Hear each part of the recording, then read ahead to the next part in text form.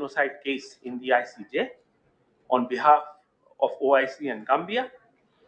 We had the privilege of being in Hague and work with him. He is in Bangladesh currently.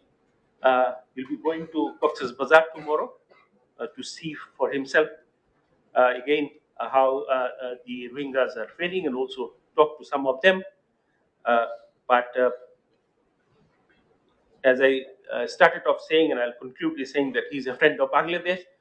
Please feel free to ask any question. But I also would like to flag that because of his current assignment with the legal team, he would possibly not be able to answer full, but I'm sure he will find a way out as he does when he teaches students. Sir, you have the floor.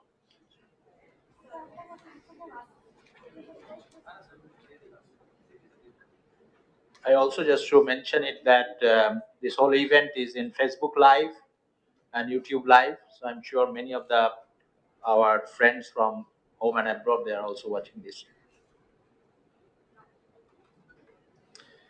Alaikum salam. It's a great pleasure to be here in Bangladesh. I would like to thank the distinguished Dean, Director, and faculty members of North-South University for giving me this honor, and especially to my dear friend and esteemed colleague, Mr. Shaidul Huq, who to me is one of the outstanding sons of Bangladesh, who has done such great service for his country. And it's a great pleasure to give my first ever public lecture in Bangladesh in his presence.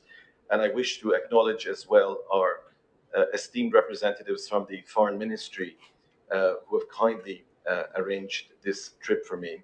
And to all of you, students and faculty members, for honoring me with your presence today.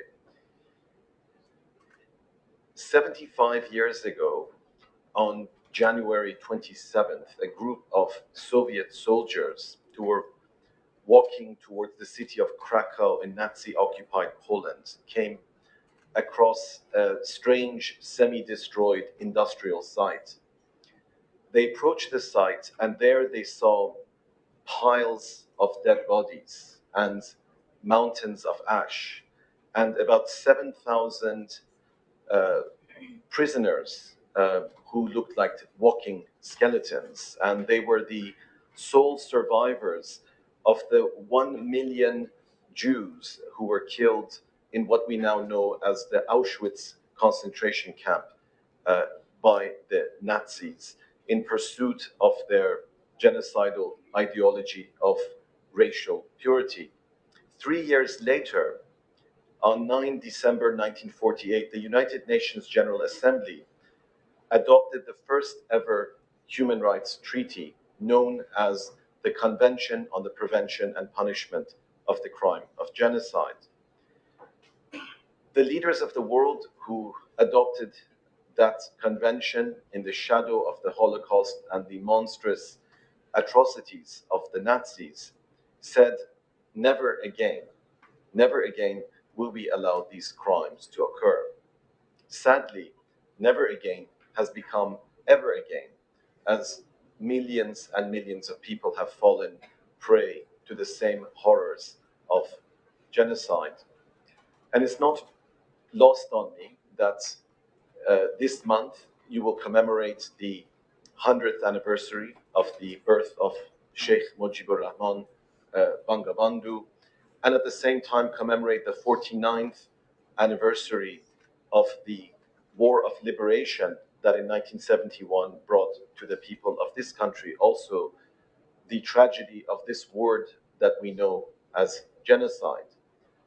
Genocide, of course, as a concept of international law, has a certain definition, which is contained in Article 2 of the 1948 Convention.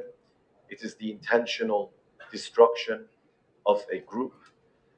But very often we lose the reality of human suffering in these abstractions, because behind every victim, there is a name, there is a mother and father, a brother and sister, a whole universe of human relations that is forever destroyed. And as I will explain, when we forget the reality of human suffering, we forget why justice is absolutely important. This in a world where all too often political expedience tells us to sweep everything under the carpet. Let's not forget about suffering and injustice. Let's not worry about the thousands of women and children and men who have been killed and subject to sexual violence, because there is business to be done. There are geopolitical interests. There are other things which are more important than doing justice. And this is what I've learned through 30 years of struggling as an international lawyer, struggling for human rights, that there's always a reason not to do something. And it always takes courage and the willingness to sacrifice one's short-term interests in order to achieve some measure of accountability. And that indeed is the story that has brought us to this historic point, as I will explain, when just over a month ago, the International Court of Justice, in a historic and unprecedented judgment, unanimously ruled that the government of Myanmar is under an obligation to take all possible measures to prevent the commission of further genocidal acts against the Rohingya minority. And I wish to acknowledge to both the government and people of Bangladesh the tremendous sacrifice and humanity which you have demonstrated in receiving the 1 million Rohingya refugees at a time when governments in the Western world are putting migrant children in cages and treating them with such inhumanity. And I think that you also are demonstrating what moral leadership means. Moral leadership is not just about military and economic power, it's about humanity. It is about moral principles. And I would certainly hope that the rest of the international community would give Bangladesh the support that it deserves in dealing with this ongoing humanitarian nightmare. I graduated from law school in 1990, and for me, the idea of international justice was still a distant dream. In 1990, the only example of international justice we had was the Nuremberg Tribunal, which was established in 1945 to prosecute the vanquished Nazi leaders. And for the most part, throughout the Cold War, there was a culture of impunity, that those who committed genocide were never brought to justice. And of course, the War of Liberation in 1971 was exactly one such example, as were the killing fields in Cambodia and the many other examples that one could speak about. And then, in that window of opportunity, the Yugoslav War broke out, and the United Nations Security Council, for the first time ever, established an ad hoc jurisdiction using the enforcement powers of the UN Security Council under Chapter 7 of the UN Charter. And the idea of international justice was once again reborn in the historical background of Nuremberg. And I had the privilege of serving as the first legal advisor to the International Criminal Tribunal for the former Yugoslavia. But unlike Nuremberg, where the Allied powers had militarily vanquished the Nazis, where they could simply, with their army of occupation, arrest the perpetrators and put them on trial, the Yugoslav Tribunal was established at a time when the war was still raging, and there was no willingness on the part of the international community to confront the Yugoslav leadership. And in fact, it took at least 16 years to arrest Ratko Mladic, General Ratko Mladic, the butcher of Bosnia, who was, among other things, responsible for ordering the mass execution of some 8,000 Bosnian Muslim men and boys in Srebrenica enclave in the summer of 1995. So I've learned that it may seem naive and idealistic to demand justice, but with patience and determination, it is possible. And we have to remember that as we look today to the tragic plight of the Rohingya, and the indifference of the international community to their suffering. The establishment of the Yugoslav Tribunal was followed in 1994 by the establishment of the Rwanda Tribunal, and by 1998, at the Rome Diplomatic Conference, the statute of the International Criminal Court was finally established, some 50 years after the Genocide Convention was adopted. The International Criminal Court, of course, is a very important institution. Bangladesh is among the few countries in Asia which is a state party, which again is another commendable reflection of the commitment of this nation to international law. But the International Criminal Court perhaps has not satisfied the hopes and aspirations that many had for it. It is beset with lack of political support, budget constraints, internal difficulties. But in the case of the Rohingya, the biggest problem is that Myanmar, predictably, is not a state party to the statute of the court, which means that the court has no jurisdiction, because one of the first things we learn in international law is that the consent of courts cannot be presumed. It is based on the consent of states. States must, one way or the other, accept the jurisdiction of international courts. And a big part of my work as an international lawyer is shopping for a jurisdiction, figuring out how is it that we can use international courts and tribunals in order to advance the rule of law and human rights. And of course, one of the questions we have to ask ourselves as well is, even if there is a court with jurisdiction, who is there to enforce the judgment of the court? And as I will explain, one of the significant aspects of this experiment in international justice is to understand the power of legitimacy, that in an interdependent global village, nations must understand that their projection of power, the pursuit of their interest, depends in significant part on their legitimacy.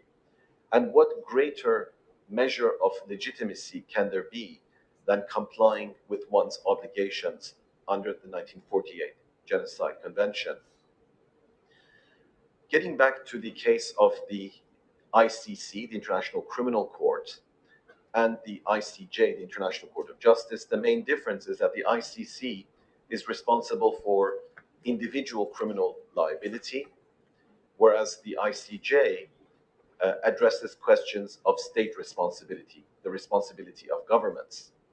And each has an important role to play in imposing accountability. And the Rohingya case is historic, among other reasons, because for the first time, both the ICC and ICJ are engaged. Through some creative lawyering, the idea emerged that while there is no jurisdiction over acts committed wholly within Myanmar, there is jurisdiction in respect of acts which, although they commence in Myanmar, are completed on the territory of Bangladesh, insofar as Bangladesh is a state party and the court has jurisdiction in respect of acts committed on its territory. And just like crimes such as human trafficking, which have an inherent transboundary element, the very definition of the crime presumes movement, for example, of human beings from one jurisdiction to the other. The crime against humanity of deportation also has an inherent transboundary element. The crime is completed when individuals are forcibly displaced, typically based on persecution on racial, religious, and ethnic grounds across a boundary. Based on that notion, the International Criminal Court held in September of 2018 that it has jurisdiction in respect of the crime against humanity of deportation based on the territory of Bangladesh. And I had the honor and privilege at that point in time, when Honorable Mr. Shahidul Huq was the Foreign Secretary, to serve as counsel to Bangladesh and to prepare its submissions to the court, which of course were submitted confidentially. But it is very clear that Bangladesh played a central role in ensuring that the court at least could address a slice, just one slice of the many crimes that were committed in Myanmar. So some justice is better than no justice at all.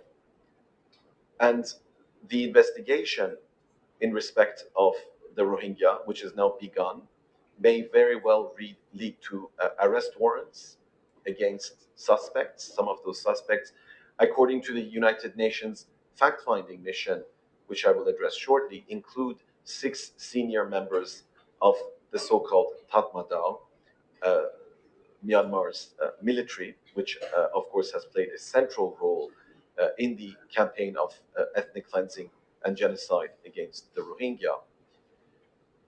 And while Myanmar would not be under a strict obligation to comply with such arrest warrants, it is still a very significant liability for a state to have its senior leadership accused of crimes against humanity by the International Criminal Court. But the ICC left unaddressed the bigger question, if you like the expression, the elephant in the room, was the crime of genocide, which is committed wholly within the territory of Myanmar, where the ICC would have no jurisdiction. So some human rights advocates began to think about how it would be possible to bring a case before the ICJ, because unlike the ICJ does have jurisdiction over the crime of genocide, because Myanmar, when it was still called Burma in 1956, ratified the 1948 Genocide Convention, and Article 9 of that convention confers jurisdiction on the ICJ in respect of disputes over the application and interpretation of the Genocide Convention. Except that the ICJ only has jurisdiction in disputes between states. Only another state could bring a case against Myanmar.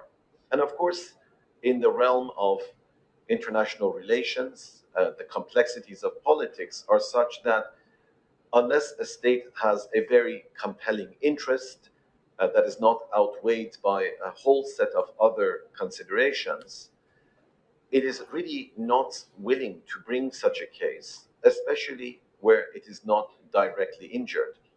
The first time that the Genocide Convention was invoked before the ICJ was in 1993 by Bosnia against Serbia. And of course, Bosnia had a direct interest in holding Serbia accountable for crimes that were committed on its territory. But what happened subsequently was quite remarkable. At a meeting of the Organization of Islamic Cooperation, comprised of 57 member states, covering the Islamic world, all the way from Indonesia across the Middle East to Western Africa, that sort of significant cross-section of humanity, one of the members of the delegation of a small West African nation called the Gambia, a former colleague of mine, Abu Bakr Tambadou, the Minister of Justice of the Gambia, who was previously a prosecutor at the International Criminal Tribunal for Rwanda, came to Bangladesh. He went to Kutupalong. He saw the sea of human misery and suffering and was so moved that, with the support of the 57 members of the OIC who had called for accountability in respect of the Rohingya genocide, he decided that it would be the government of the Gambia that would bring this case in its own right, but also on behalf of the 57 members of the OIC. And that is how we ended up where we are today. In October of 2019, we were informed, after many months of speculation and uncertainty as to whether this case would ever happen, that the Gambia had decided to bring this case against Myanmar under Article 9 of the Genocide Convention. That itself raises a very interesting issue. What business does the Gambia have to bring a case against a country that is 10,000 kilometers away from it in the name of people with whom it shares very little, perhaps, except a common Islamic faith. And this is a perfect example of what it means to be a good global citizen. It is an example of what it means to express solidarity with victims of genocide and to transcend all that divides us, to stand for our shared humanity. And I think it's extremely powerful that it was a small African nation of 2 million people halfway across the world that stood up and exercised moral leadership to bring this case forward. But it's especially significant that it is with the support of all 57 members of the OIC. It is unprecedented to have the OIC member states invested so significantly in what is in effect human rights litigation before the World Court. When we were given finally the green light, of course, we scrambled to draft an application as quickly as we could. And within 1 month, on the 11th of November, we filed the application before the International Court of Justice in The Hague, which commenced the proceedings against Myanmar. One of the issues, of course, is the urgency of this matter. We're not dealing with what happened in 1971 or what happened in 1945 or what have you. We're dealing with an ongoing tragedy which is still unfolding in Myanmar, where the Rohingya still face systematic persecution and violence. So our first thought was that beyond the judgment on the merits, which looks at the question of Myanmar's responsibility for the crime of genocide, that we must do what we can to protect the 600,000 Rohingya who are still in Myanmar. Of course, Bangladesh knows more than anyone the reality of so-called ethnic cleansing and genocide. You have 1 million Rohingya on your territory, severely traumatized by the horrors that they faced.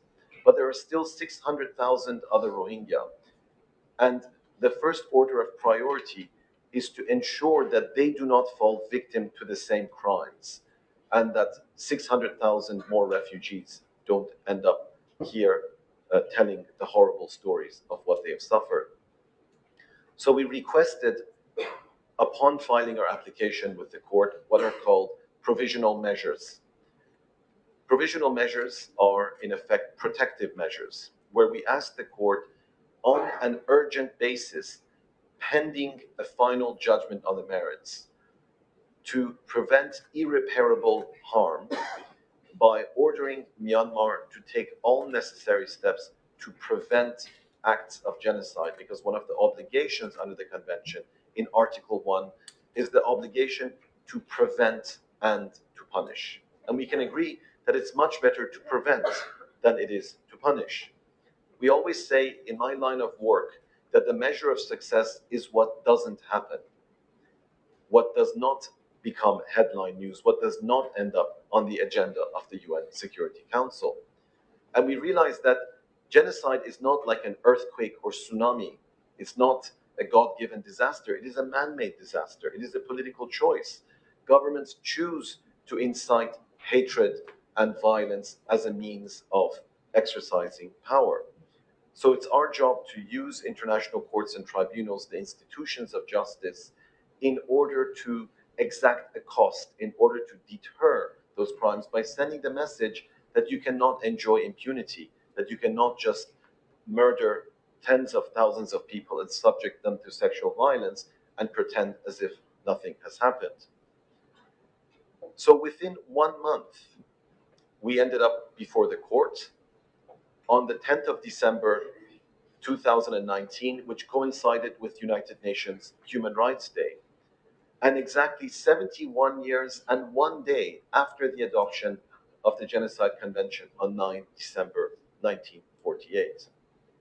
And as I had the honor to stand up before the court to introduce the pleadings on behalf of the legal team, with my outstanding and dedicated colleagues, I once again reminded the court of the words which were uttered 71 years earlier before the UN General Assembly: never again. Never again. And the emphasis in that hearing was, well, we cannot do much for those who have already been killed, those who have been subject to horrific sexual violence, whose lives have forever been destroyed. But we can do what we can to try and save the 600,000 who are still in Myanmar. It was remarkable when we learned that Myanmar would not only appear before the court, but that it would be represented by the state councillor, Aung San Suu Kyi, and that ensured that this case received unparalleled attention before the international community. A small anecdote just before speaking about the hearing and the judgment and then wrapping up my presentation. Just a few days before the hearing, and you can imagine the lawyers scrambling to put together the evidence and their legal arguments, and arguing this case before the court, of course, was not just any old case. It was a case of great moral, historical significance. So we all wanted to do our very best on behalf, not just of the Gambia, of course, and not on behalf of the OIC, but especially on behalf of the victims. And I had, in June of 2018, at the kind invitation of Mr. Hock, made my first visit to Kutupalong camp in Cox's Bazar, where I'd heard firsthand the heartbreaking stories of the survivors, who then look at us from the outside world and said, what can you do to help us? How can we achieve justice? And it's very humbling to realize that one can do so little. But finally, against overwhelming odds, we were standing there in The Hague at the International Court of Justice. So the thought occurred to us that we must try and bring some of our Rohingya brothers and sisters to The Hague for this hearing. And through the help of the government of Bangladesh, the government of Canada, the government of the Netherlands, we found three remarkable individuals by the name of Yusuf, Hamida, and Hasina, who are refugee representatives in Kutupalong, who themselves have witnessed unbearable suffering and horrors. And these three wonderful souls, who had never left their country except to be pushed across the border into Bangladesh, who had never been in an aircraft, and their first ever flight was on Emirates, not a bad way to start your first experience at an airplane, managed to get their travel documents and to get on an airplane for the first time ever and travel halfway across the world to The Hague, and to come to this very impressive building called the Peace Palace, which is intimidating even for those of us who are very well-traveled and cosmopolitan, and to sit in the same room as Aung San Suu Kyi, where she had to sit for hours and listen to the lawyers for the Gambia detail all the horrific crimes that have been committed against the Rohingya. And their presence in that courtroom, I think, completely transformed, once again, the understanding of justice. Because justice is not an abstraction. Justice is about that woman whose 2-year-old child was burnt alive by the Tatmadaw. And I could go on and speak about the many horrible stories of inhumanity which all of us are unfortunately too familiar with. When we pled our case before the court, there was a remarkable sense of solidarity. In the courtroom were seated, other than the Gambia, a delegation from Bangladesh, including our dear friend, Mr. Shahidul Hope, delegation from the government of Canada, who had appointed a special envoy in respect of the situation of the Rohingya, the ambassador of Saudi Arabia, the ambassador of the United Arab Emirates, the ambassador of Senegal. The whole world was there. And it was a remarkable moment, as I explained, where the OIC committed itself to respect for human rights, committed itself to global justice. Now, after the hearing, of course, we were all quite exhausted, and you never know what to expect with a court judgment. One can only speculate, but there are no guarantees. And of course, the International Court of Justice is not necessarily a human rights court. It usually deals with boundary disputes, and you referred to the Bay of Bengal arbitration, and these are the kind of things that international lawyers very do. Two governments have a dispute with each other. There's a dispute over sovereign immunity and what have you. But here was a case which really was on behalf of humanity. The Gambia was the vehicle, but the case was not about the Gambia. It was about a common interest that all nations have in suppressing the crime of genocide.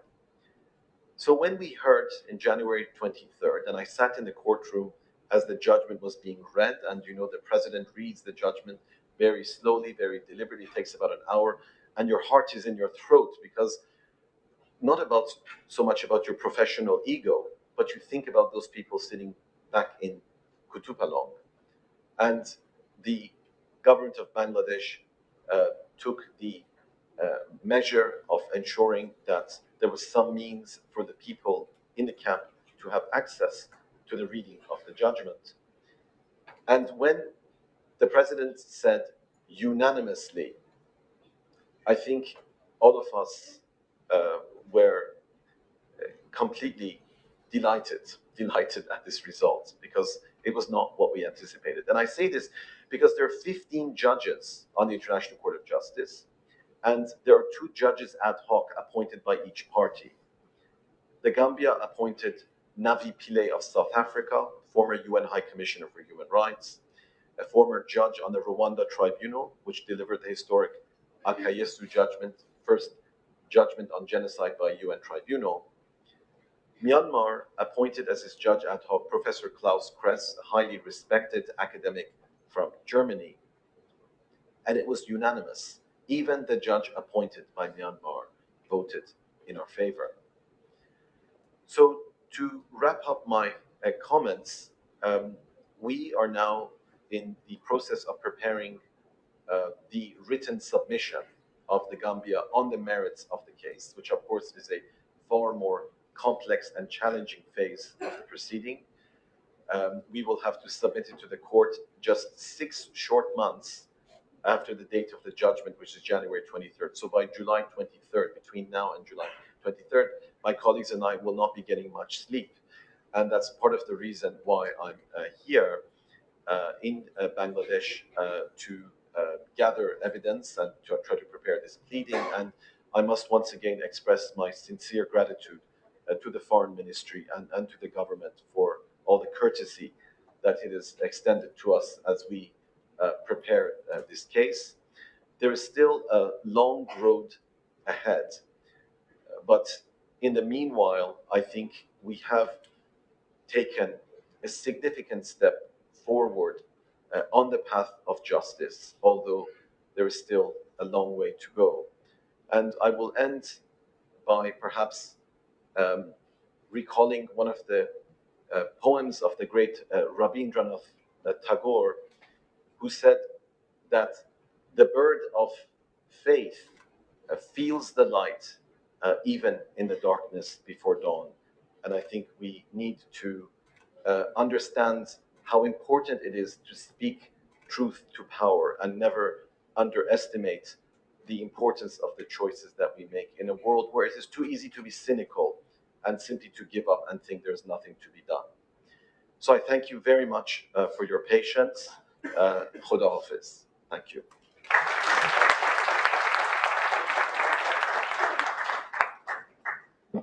Thank you, Professor Paya Makhawan, for your very lucid description of a very complex, complicated process. The floor is open. Before you seek clarification or ask questions, please briefly introduce yourself. And I would urge that if you could concentrate your question, that will help all of us to have as many as participants as possible in the proceedings. So, floor is open.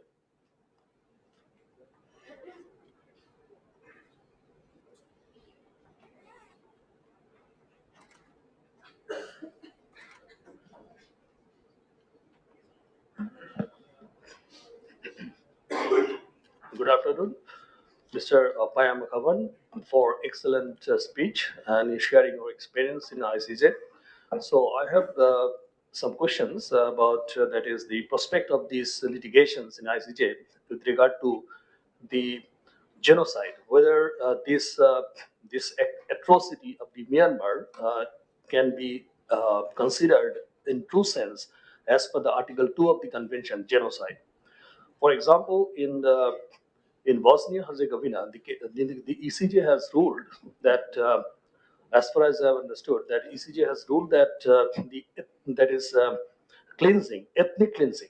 So this is the term mostly used in this case like this, ethnic cleansing. So ethnic cleansing is not a part of the definition of genocide, as far as I understand from Article 2.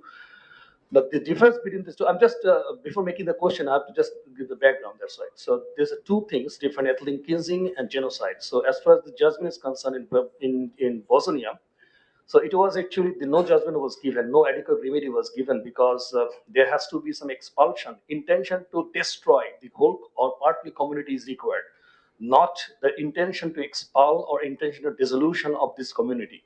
So here the same thing also is going on. So Myanmar, the Aung San Suu Kyi may not have intention to destruct or kill the part of the community. Rather, their main intention was to expel them from the region of Myanmar to ensure the that is homogeneous character of the communities, right?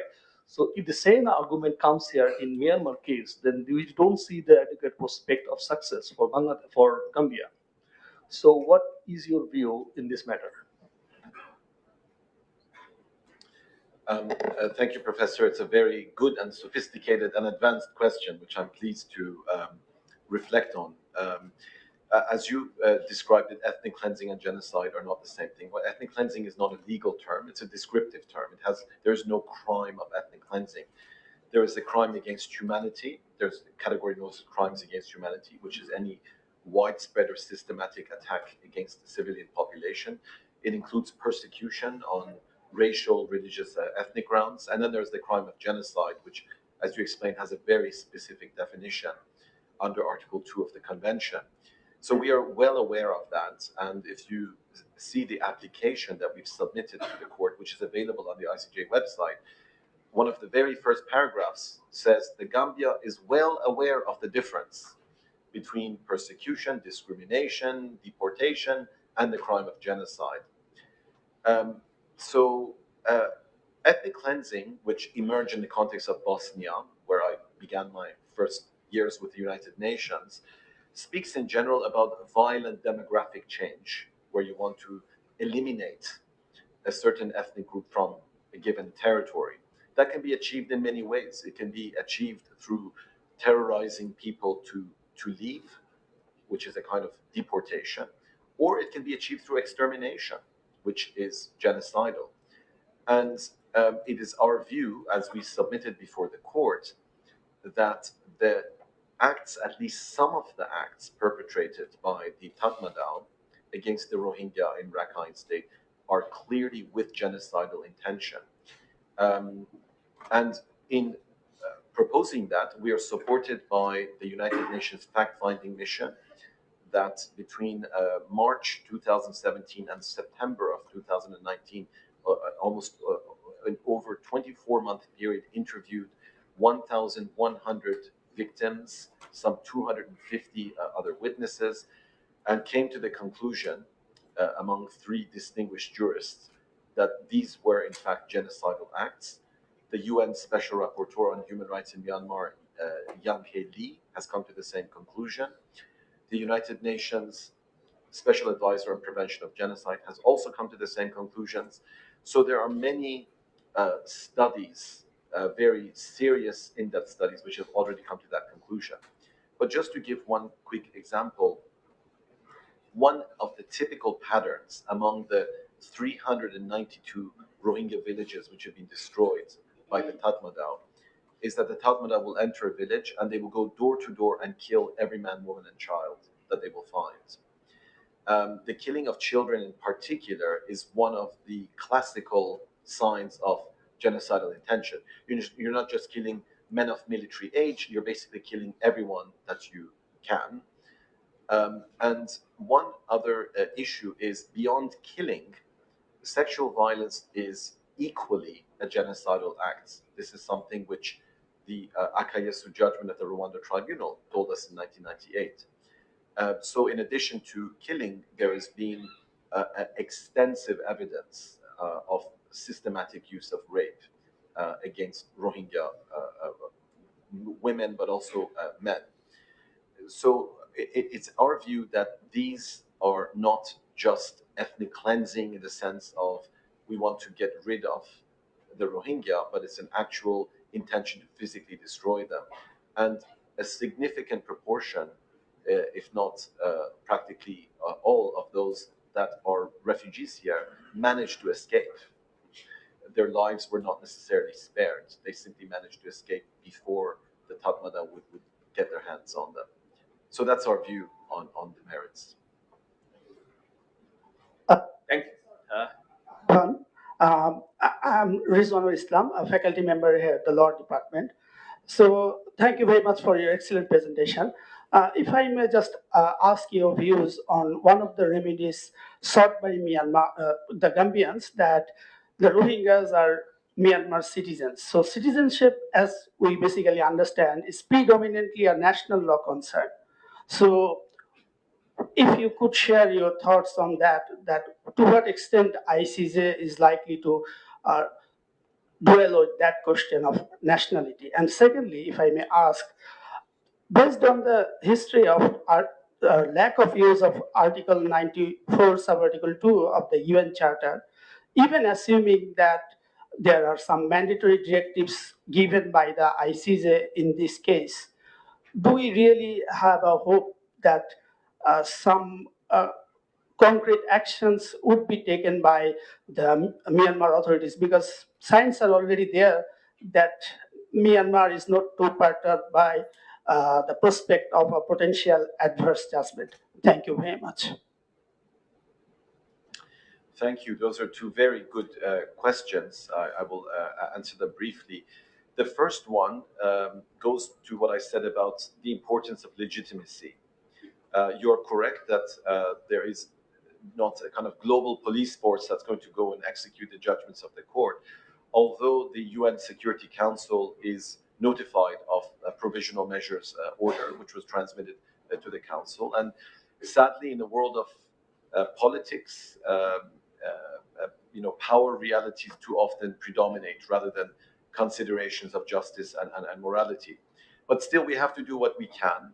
And I think the fact that Myanmar has chosen to vigorously defend these accusations is a sign that it matters. It matters to them. And if you want to be a player on the world stage, it's a huge liability to be a state that has been held responsible for the crime of genocide.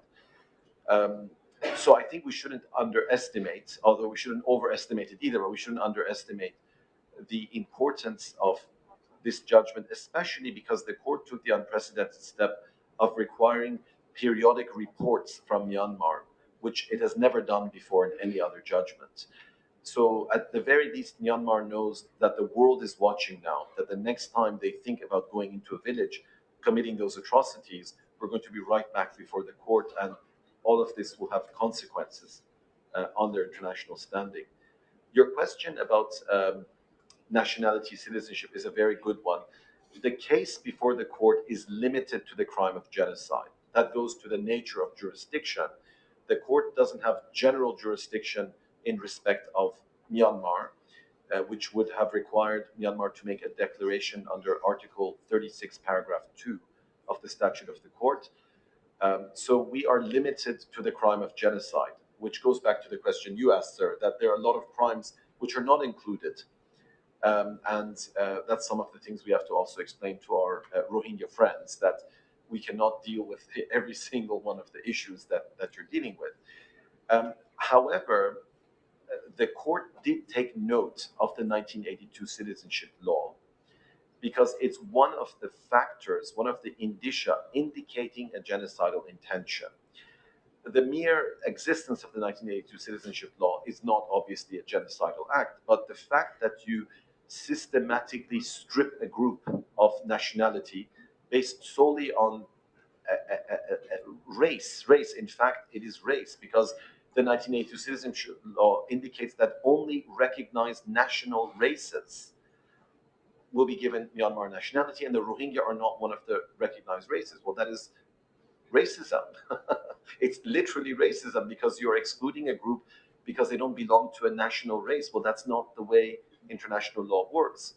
So that is an indication of the pattern of conduct which ultimately escalates into genocidal violence. At first, you strip people of citizenship, then you deny them civil rights, you deny them right to education, you deny them property rights, you incite hatred against them, and then at the final end of the spectrum, you have the campaign of extermination to actually physically destroy that group.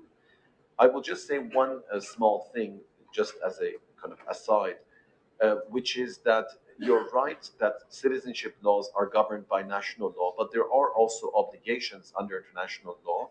One of those obligations is not to render people stateless. Another obligation is not to discriminate. So a government which turns around and says, well, we will give citizenship to everyone except people who have a certain color of skin or people who have a certain religion, well, that government is acting manifestly in violation of its obligations under international human rights law. So it is not the case that Myanmar, or for that fact, any other government, has a right to simply strip people of citizenship. And I think I will stop there, but we know what the significance of that is for what is happening in this region at the moment. Thank you. Yeah. My heartiest appreciation for the very lucid way of presentation of very difficult legal issues that your president made us understand to do that. When this International Court of Justice pronounced these provisional measures, there was a lot of euphoria, a lot of optimism also was raised, but at the same time some disappointment was also there, and the common observers like us, because the Myanmar government has committed a crime, and we are in Bangladesh, we are bearing the brunt of that because the people who have come here, we are suffering from it. The provisional measures talk of prevention, as you said also rightly, that prevention is also because it's very important that it doesn't happen again. But what would happen about the past, the crime they have committed in the past? I mean, the provisional measures didn't talk about any kind of redressal or what can be done, justice to the already uprooted people or forced people out of their homeland. So, I mean, if ICJ wanted, I'm just asking this question, if they wanted to do something about the redressal aspect, could they do that, or if they were they were bound by some law, they could not talk about past, they could only have to talk about the future? Thank you. Thank you, Honorable Dean. It's a very good question, and that is the difference between a request for provisional measures and a judgment on the merits. So, in effect, the reason why we could get before the court within 1 month and then get a judgment 1 month after that, which is lightning speed, because the wheels of justice turn slowly, was because the provisional measures is only for urgent situations where irreparable harm could occur. So it's impossible within 1 month to have a judgment on the merits. And that's why the mandate or the jurisdiction of the court in this regard is limited to future acts and not acts which have already occurred, which will be part of the merits. And I anticipate that within maybe 2 or 3 years, we will have that judgment. And I can assure you that once again, the application of the Gambia is available on the website of the International Court of Justice. And among the remedies which it seeks from the court is obviously a declaration that Myanmar has failed in its obligation to prevent and punish the crime of genocide, that it must cease and desist from such acts, and so on and so forth. But one aspect which is of particular interest to Bangladesh is a request for reparations, including the right to a safe and dignified return. Now, whether the court grants that or not, I cannot tell you. I certainly hope they do. But in principle, an aspect of reparations is a return to the what we call status quo ante, to basically restore and make whole the victim, which in this case we argue means to bring them back to where they were before the commission of the genocide. Good. Could we go back to the students, please, and then we'll come. Yes. Any questions from the back? By the students? Yep. Okay. Please go ahead. Good afternoon, sir. I'm Humaira from the Department of Law. So you are already repeat the thing that why actually Gambia took stand for Rohingyas. Yeah. Actually, what concerned Gambia to take stand for Rohingyas before ICJ? Can you please repeat it again? It's a very good question. The Gambia is a member of the Organization of Islamic Cooperation, which has 57 member states. And in the context of the OIC's decision that something must be done to bring justice to the Rohingya, the Gambia accepted to bring a case before the International Court of Justice. And I should add that the Gambia, since 2016, has had a democratic spring, where after 20 years of a very terrible tyrannical regime, you have a young democratic leadership which is very committed to international law and human rights. And the Minister of Justice, as I explained, Abu Bakr Tambadou in particular, is a very idealistic, principled man who was very moved when he came to Bangladesh and witnessed the suffering in the camps. And he's a former colleague of mine at the United Nations Rwanda Tribunal. So he understood very well the importance of international law. So that is what has happened. Good. Could we come to the front?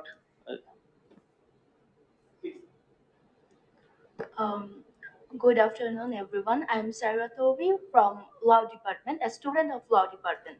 Sir, as many of us know that the panel of the Honorable 17 judges of ICJ has ordered Myanmar to prevent genocide and anything which causes physical or mental harm. And it was also said that Myanmar has to report within 4 months. So my question is, at present, is there any team to monitor their ruling system, or can ICJ send any team to monitoring their ruling system? Thank you. A good question, and the answer is unfortunately not. There is a great sort of sacrosanct principle of state sovereignty, and the court in particular, I don't think would go so far as to say that a government is under an obligation to allow outsiders to come and conduct investigations. So there's a self-reporting requirement where Myanmar must submit a report to the court, and of course the Gambia has an opportunity to respond to that report. And fortunately in today's world it's difficult to keep things a secret. And it's remarkable, for example, how much you can learn from satellite photography. If a village is burning, you can see it from a satellite. If people flee and come to the refugee camp here, there will be aid workers, Bangladeshi officials and others, and journalists and NGO workers who will relay that story to the global media. So the one thing that is good about the current information revolution is that once upon a time, if some people were massacred in a distant village, the world may have never heard, or it may have been years before they've heard. Now we know in a matter of hours what has happened. Shall we take that 2-3 questions? Okay. So what we do now, because of the time constraints, we take 2-3 questions, and then. And that's why supplementary. Can I ask? Okay. So regarding these, all about evidence, the problem is international law is fully mired with politics, right? So there is a very important issue of international law applications. So we have seen that there is no implications of the ruling. So in this scenario, the question of evidence, the direct and fastened evidence, in absence of which it might be difficult to prove the case, even if the atrocity occurred. Same as Bosnia, a lot of things occurred, but problem was they faced difficulty in producing fastened evidence. The same situation might also be apparent in here. Bangladesh is the only country who has a first-hand knowledge and experience about the atrocity. Bangladesh is not a party, whereas the Gambia having no connection with the evidence. So, do you think that it's a challenge for the Gambia to establish the case when it will go on merit? Okay, sure. Thank you. My question is an extension of her question, actually. It's under Article 1994 of the UN Charter. All member countries must abide by ICJ decisions in cases to which they are a party. And in the event of non-compliance, that's my question. In the event of non-compliance, quote unquote, the UN Security Council may decide upon, quote unquote, decide upon measures to be taken to give effect to the judgment. So what does that mean? If ICJ can't do anything, considering or taking into consideration national sovereignty or other things, so what's the jurisdiction there? At least to some extent, if there is any. Thank you. Yes, Article 94 is significant, and the point being that the Security Council is a political body. It's not a judicial body. There are 5 permanent members, each of which has a veto power, and we know what that means. That unfortunately, unless nations have a unified and principled approach towards these issues, they will each pursue their narrow interests, and that is the enemy of justice. That's why we have a world with so many evils, because people act in the name of political expedience rather than truth and justice. So it's a struggle to get the international community to take seriously the judicial process, because the judicial process is self-contained. Its political consequences are something that we do not control as lawyers. We are there to prove our case before the court, which is why I think the role of the international community is so important. And the international community is not just government officials and diplomats, it's also journalists, academics, it is activists, civil society, and the many voices that, just as in the days of former Yugoslavia, there would have been no Yugoslav tribunal were it not for the global outcry and demands for justice. There would have been nothing. So that's why I think this is just the beginning of our journey towards justice. And we need to ensure that all the stakeholders are engaged and take seriously the judgment of the court and the process, and send a message to Myanmar that they will expect compliance with its obligations. And I will just end by saying that in today's world, it goes back to what I said about legitimacy. Legitimacy is very important. We shouldn't underestimate it. You want to attract tourists, you want to attract foreign investment, you want to grow your economy and develop a certain prestige and status in the international community. It becomes very difficult if you are sitting under a shadow of accusation, let alone a judgment on genocide. And the question of evidence, which is a very good, very complex one. In a case like this, obviously, one does not rely on a single source of evidence. There will be multiple sources of evidence. And what I can say is that although Bangladesh is not a direct party in this proceeding, the government of Bangladesh has been very forthcoming in, well, for one thing, allowing me to be here, and looking at the evidence which is first and foremost available here, because there is no access to Myanmar. So while Bangladesh is not directly a party, perhaps for understandable reasons, I think it is clear that it plays a central role. And in fact, at the hearings, you will see that the name of Bangladesh came up again and again and again in the pleadings, both on the part of the Gambia and Myanmar, and in some of the observations of the judges. So one way or the other, Bangladesh is involved. Thank you very much. I am Brigadier General Dr. Sakhaut Sen, Senior Fellow of SIPG, I don't have a question on the aspect of the law, but as you said, and as you know, that ICJ in fact doesn't even have observer, does not even have observer or observing capacity what is happening in Rakhine. There are still internal displaced person concentration camp, if you may call it, those who have not been dismantled. Just a few days back, as I could read from the various sources, there was a fight between the Arakan army and Tatmadaw, and there were human shield made. The Rohingyas were made human shield. 5 of them were killed in that fight.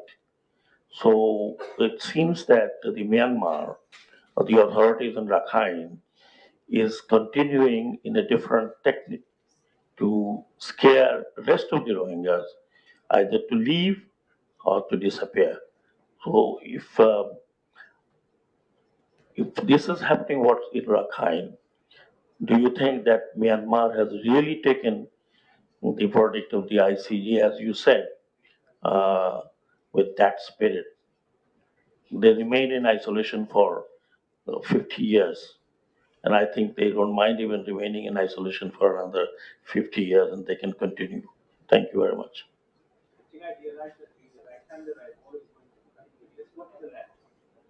Let's go to the left. Yes.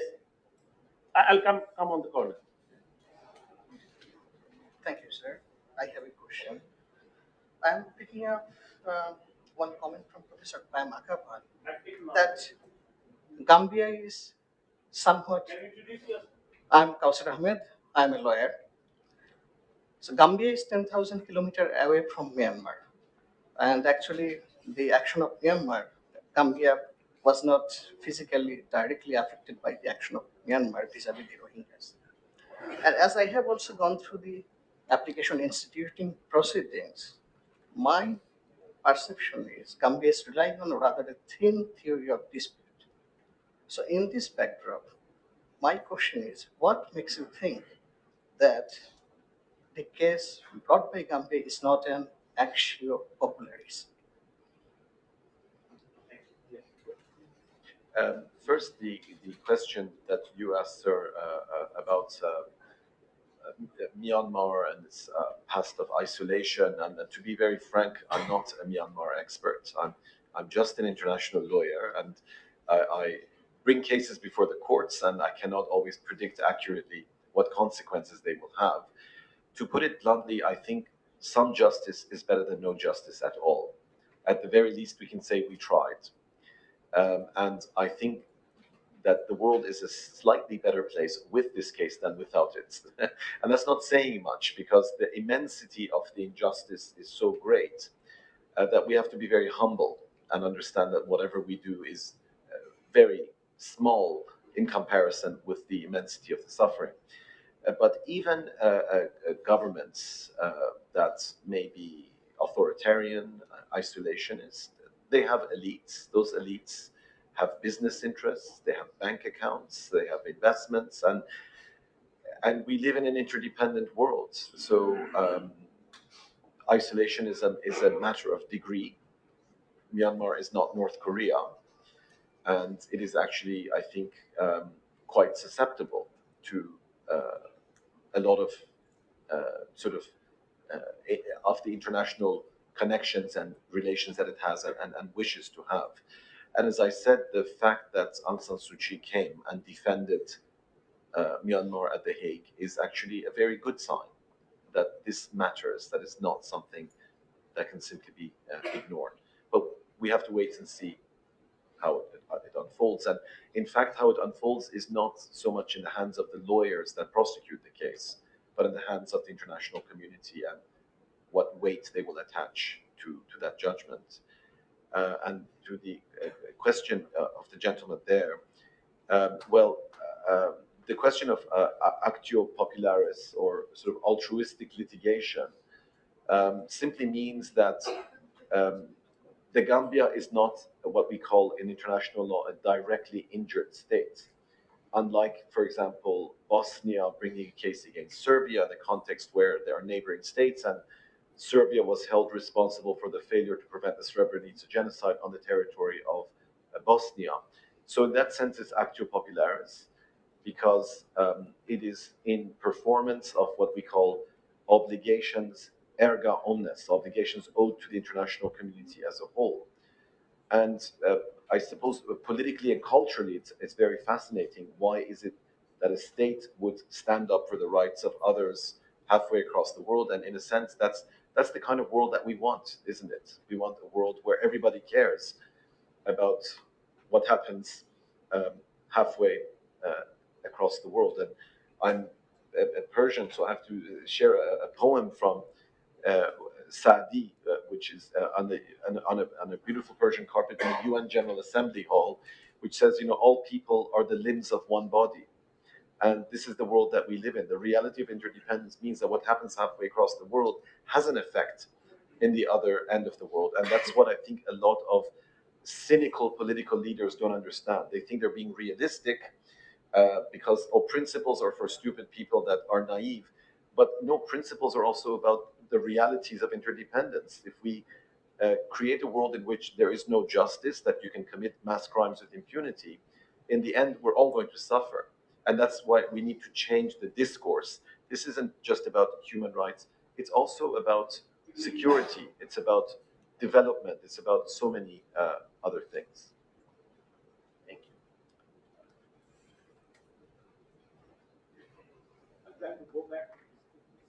I'm trying to go back to the students. Yes, please. Assalamu alaikum. This is Sanjana from Nusrat University Department of Law, and I'm pursuing my LLM over here right now. So, sir, my concern is you have mentioned that the ICJ verdict is only for the future situations or to prevent the genocides which are going to be held. To prevent them, the ICJ has come to this verdict. But, sir, the thing is not only confined in genocide. It's also been like people are compelled to leave their state, and people are coming to India and Bangladesh as well. So why not ICJ or the Gambia has taken any kind of statement regarding like keeping their people in Myanmar's own state or territory? Because it is also a current situation. People are fleeing from their state every day. So this is also a future concern and a present concern as well. So could you please suggest any words on it? Thank you. Shall we take another question? Yes, please. Ajwab. Hello, I'm Khalid Islam. I'm an alumni from English department. There's a part of the lecture I didn't understand in that Bangladesh has both jurisdiction for the ICC and ICJ. And Myanmar, they did not have ICC jurisdiction, but they did have ICJ because they signed some the documents. So there was you mentioned a lawyer who came up with an idea that Myanmar, the ICC would have jurisdiction over Myanmar. Could you please repeat? I did not understand. Let's take another question and then, yes, please. Hello, this is Kazim Faisal. I'm teaching international law at American National University. So it's always a pleasure to listen from the international lawyer and the academic at the same time. So my question, the two questions from me, and first is about the evidence, standard of evidence in this case, because genocide is a crime and it should be proved beyond reasonable doubt. But the fact-finding mission, it collected and decided everything on the basis of reasonable basis, which is very far low from that beyond reasonable doubt. So how you are going to meet this challenge? Because during the oral hearing, the lawyers from Myanmar, they raised this question on the point of this point, and especially paragraph 4114 of the first full report. And I wasn't convinced by the response by Philip Sands. He said that, okay, paragraph 190 has been followed, but how much? So I wasn't convinced. So how are we going to meet this challenge within the 5 months you have to submit? And the second question is about the use of the term NIAC, non-international armed conflict, as the defense of this genocide by the Aung San Suu Kyi and the lawyers. I'm convinced that they have taken the reference from the fact-finding mission report, and I'm also not very convinced as a student of international humanitarian law that all the requirements of NIAC has been met. And I would like to refer the report of International Commission of Juries. They are not also very much satisfied with the standard they used. So, are you going to use that defense of the defense during your submission? Thank you. Thank you, sir. Thank you for these three questions. I will begin with the last one first. And yes, your point on non-international armed conflict is a good one. The Genocide Convention states very clearly genocide, whether committed in war or peace. So the armed conflict is, in a sense, irrelevant insofar as armed conflict has its own applicable rules, but we're not dealing here with disproportionate attacks and indiscriminate attacks. We're dealing with deliberate, targeted killing and rape of civilians with the intention to physically destroy them. So I think that the whole counterinsurgency argument is quite disingenuous, because there's a difference between armed conflict where, let's say, Tatmadaw will try to defeat ARSA forces, which has nothing to do with going into a village and killing women and children and raping people. So I think it's quite disingenuous and has no credibility. And we recognize very clearly that, yes, there is an armed conflict with ARSA, but that has nothing to do with the policy of physical destruction of an entire ethnic group. The question of evidence is a complex one, and I will have to be very brief here. But the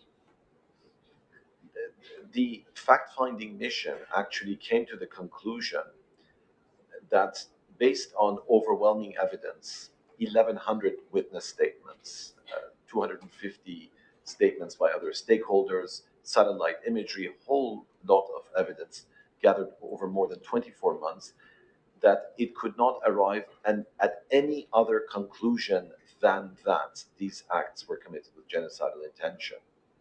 So that is quite a compelling standard, irrespective of what the standard of proof is before the court.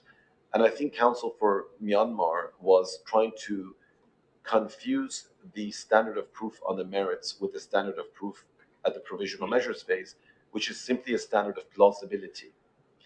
And it's interesting that even the judge ad hoc of Myanmar, Klaus Kress, recognized that. He himself rejected Myanmar's argument, saying that the argument which was made by counsel for Myanmar, that because genocide is such a serious crime, there must be a more exacting standard of proof, and the court should more reluctantly order provisional measures. He said, no, quite the opposite. Because genocide is such a serious crime, the court should be safe rather than sorry. The question that the gentleman asked, I realize that these are sort of difficult to understand outside of the context of our profession as international lawyers.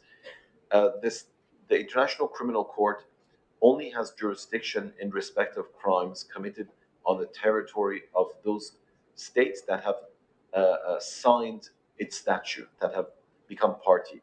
Myanmar is not a party. Bangladesh is. So crimes that are committed on the territory of Myanmar fall outside the jurisdiction of the ICC. But a crime which is at least partially committed on the territory of Bangladesh falls under the court statute.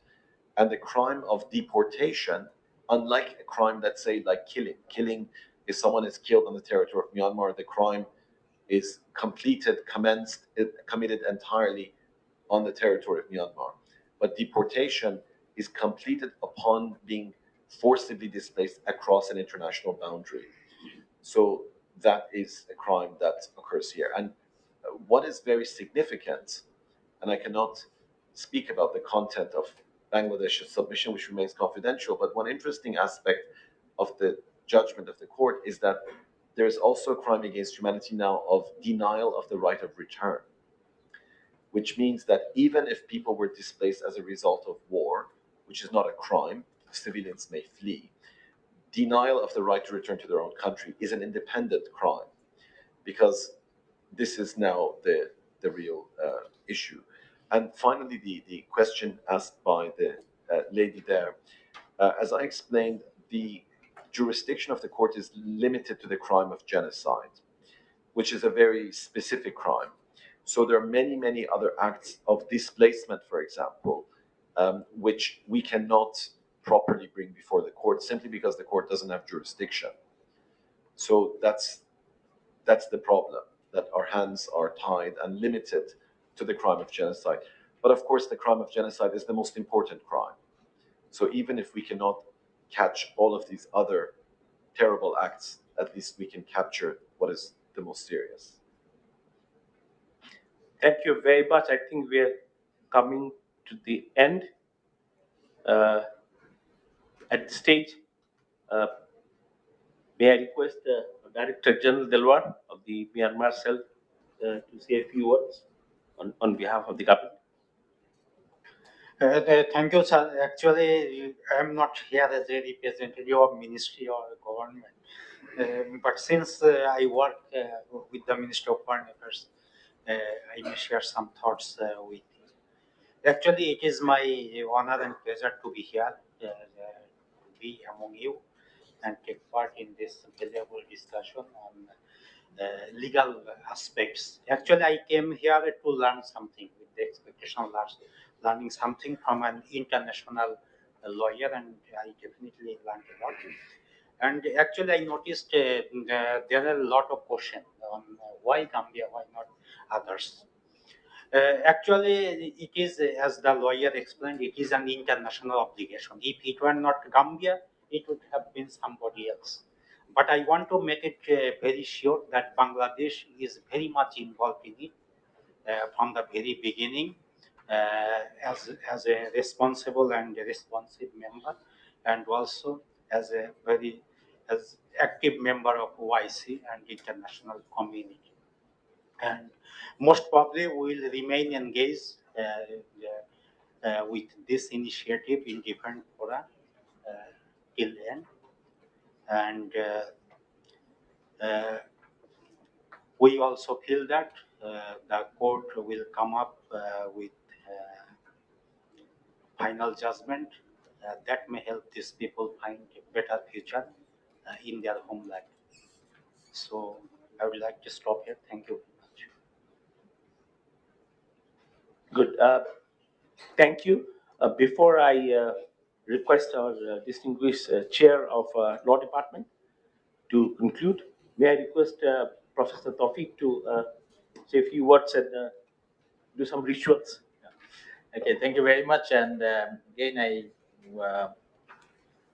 want to thank again our distinguished guests and also the Foreign Ministry officials who have helped us to organize this event, and especially the Center for Peace Studies that now we have established at North-South University under South Asian Institute of Policy and Governance. We are delighted that we could organize this event, and this is a continuation of our endeavor that we have been doing for last 1 year in different related research and kind of a publications we are doing on Rohingya issue. Last July, we organized a very big international conference, and that was followed by lots of different publications like policy brief that we produced for the ministry and the other government officials. And also then we carried out, now we are doing a series of research on Rohingya issue with the help of our different partner universities and development partners in terms of thematic areas related with Rohingya and health, Rohingya and education and all these things. So we would be very happy in future that this legal team, that whatever they are doing, and as a academic institutions, we will be very interested to follow and also be part of these things with also collaboration with the Department of Law, because we have a very young, vibrant, and dynamic law department, and you see this. Most of the students here are the law students who are excited to be part of this interaction session. So before I end up my discussion, we have some small token of appreciation, flower bouquet for two of our guests. One is our today's speaker and also the DG. So can I request to bring the flower bouquet and request our senior fellow of SIPG to hand it over to Professor Akavan first, and also law chair, if you can go there, please. Can we have a big round of applause here? And Leonard Feather and bouquet from our ex-foreign secretary to the DG. Okay, so to the DG Myanmar, Minister of Foreign Affairs. Again, thank you very much. Thank you. Before I give floor to Dr. Ishtiaq, I just want to flag two things. One is, especially for my young colleagues sitting at the back, it's a fascinating time to live, especially in Bangladesh, for students to study the Rohingya as a forced migration case, not only in terms of its humanitarian aspect, but also in terms of how the international law is evolving and setting new precedents. And also geopolitically, it's a fascinating area. So I think some of you would be benefited by being involved in some of the discussions which will help you in your future job and career. With this, may I request Dr. Ishtiaq Ahmed, who is a barrister at law at JSD, currently chair of the Law Department of North-South University. Please thank and conclude. Thank you very much. So it has been a wonderful experience, no doubt, that we have learned a lot of things about international law and ICJ. And the beneficiaries are obviously our students of law. And we are very lucky that we have been able to organize this fantastic event jointly with the Department of Political Science and Sociology. So as we have heard that it is a very complex scenario the Myanmar is also now the Rohingya people are facing. So one of the greatest mass killing is going on. So we have also seen that the lacuna of the international law, despite all evidences are clear in social media and everything, we are just seeing everything. Every world knows what is happening, but unfortunately, the adequate media is not coming.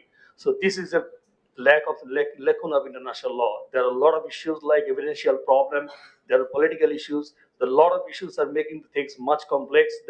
But we don't want to see the same consequences as Bosnia-Herzegovina, that they could not get the adequate remedy, even they put the matter in the International Court of Justice.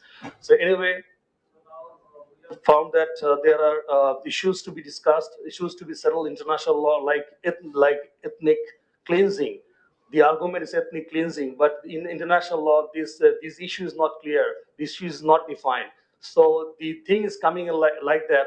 So if you expel them from your territory, and if you don't have ulterior intention to kill them, then it's not going to be genocide. This is simply a disaster.